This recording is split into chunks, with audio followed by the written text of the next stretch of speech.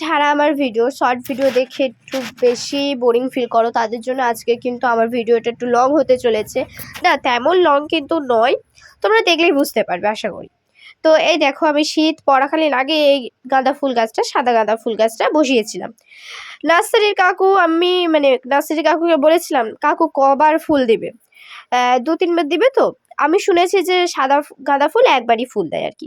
তারপরে একবারের বেশি আমার এই গাঁদা ফুল গাছটা থেকে ফুলই পাইনি, কিন্তু নার্সারি কাকু বলেছিল যে অনেকবার ফুল দিবে।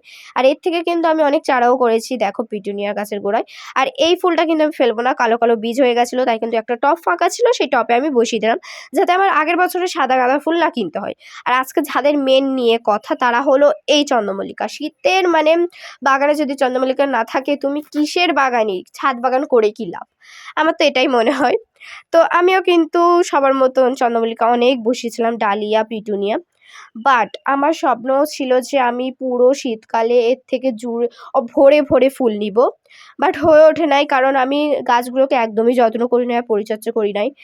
তো তুমি যদি গাছকে না পরিচর্যা করো, তোমার গাছ কি দিবে, তাই না? মরে তো যাবে। অবস্থা দেখো। তো আমার এতদিন পর এই গাছগুলোর প্রতি একটু মায়া দয়া হলো।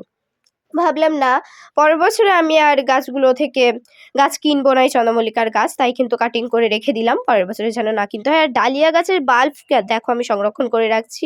অনেকে কিন্তু এই ডালিয়া গাছ ফেলে দাও, তোমরা যদি একটু মাটিতে দেখো তাহলে এরকম কিন্তু বাল্ব পেয়ে যাবে। আমার গাছগুলো অনেকটা ছোট ছিল, তাই কিন্তু ছোট ছোট বাল্ব পেয়েছি। তোমাদের গাছ যদি বড় হয় অবশ্যই বড় বাল্বই পাবে। আর এদিকে দেখো পেটুনিয়া, এটা হলো লাল পিটুনিয়া। এই পিটুনিয়ার ফুল শুকিয়ে কিন্তু দানা তৈরি হয়। তো সেই দানা তোমরা যদি মাটিতে ফেলে দাও, আগের বছর অবশ্যই পিটুনিয়া গাছ পেয়ে যাবে, বা আগের বছরে কিন্তু তোমাদের আর পিটুনিয়া গাছ আশা করি কিনতে হবে না। তো এটা যেহেতু লাল কালারের আমার পছন্দের গাছের ফুল আর কি, এটা কিন্তু এখনও ভরে ভরে ফুল দিচ্ছে। আর একটা গাছ আছে, ওটা দুটো গাছ, তো আর একটা গাছে কিন্তু এখনও ভরে ভরে ফুল দিচ্ছে। আর এদিকে দেখো ছাদ বাগানের অবস্থা, আমি যখনই ছাদ বাগানে আসি, আর মূলত আমি শীত বাগানের পরিচর্যা করতে এসেছি, অবশ্যই তো ছাদ বাগানের এই অবস্থা হবে নাকি? তো দেখো এতগুলো বাল্ব পেয়েছি, 4টে গাছ থেকে এতগুলো, মাত্র এইটুকুনি বাল্ব পেয়েছি। যাই হোক, তাও অনেক। আর মাটিগুলো, যে টবের মাটিগুলো খুশি খুশি একটু রোদে দিয়ে দিয়েছি, কারণ দিলে ভালো, যেহেতু আমি ফের গরমকালের গাছ বসাবো এই মাটিতেই। আর এইদিকে দেখো